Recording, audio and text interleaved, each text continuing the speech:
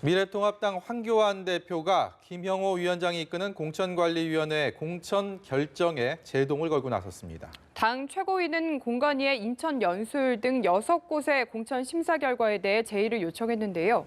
국회 취재기자 연결합니다. 한지혜 기자.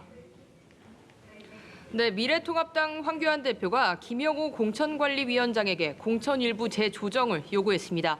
공천 결과를 둘러싼 통합당의 내부 갈등이 결국 수면 위로 떠오른 모양새인데요.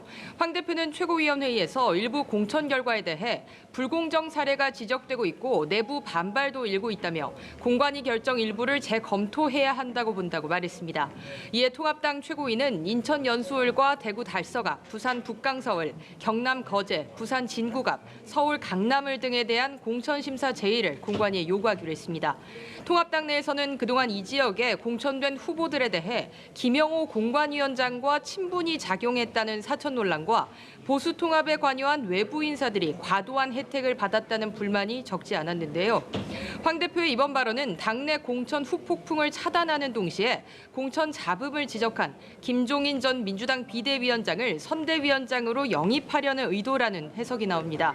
김 전 대표는 언론 인터뷰에서 사천 논란이 불거진 공천자를 바로잡지 않으면 선대위원장을 맡을 생각이 없다고 했습니다.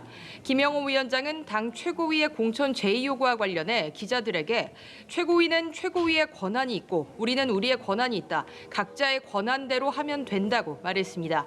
통합당 당원은 최고위가 제의를 요구하더라도 공관위가 제적 3분의 2 이상의 찬성으로 원안대로 재의결할 경우 최고위가 그 결정에 따르도록 하고 있습니다.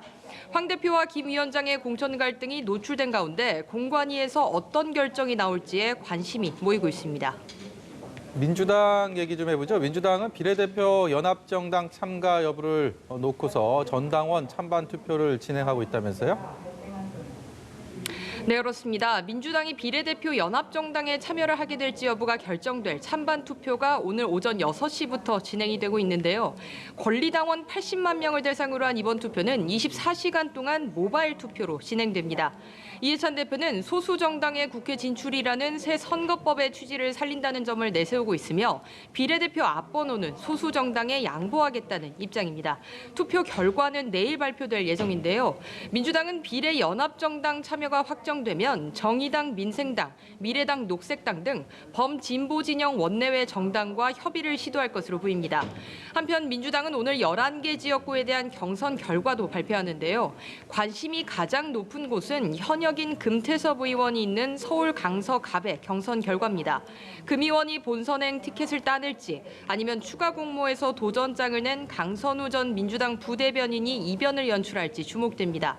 아울러 울산 하명 수사 논란에 연루된 황운하 전 대전지방경찰청장과 이광재 전 강원도지사의 경선 결과도 함께 발표됩니다. 지금까지 국회에서 연합뉴스TV 한지입니다.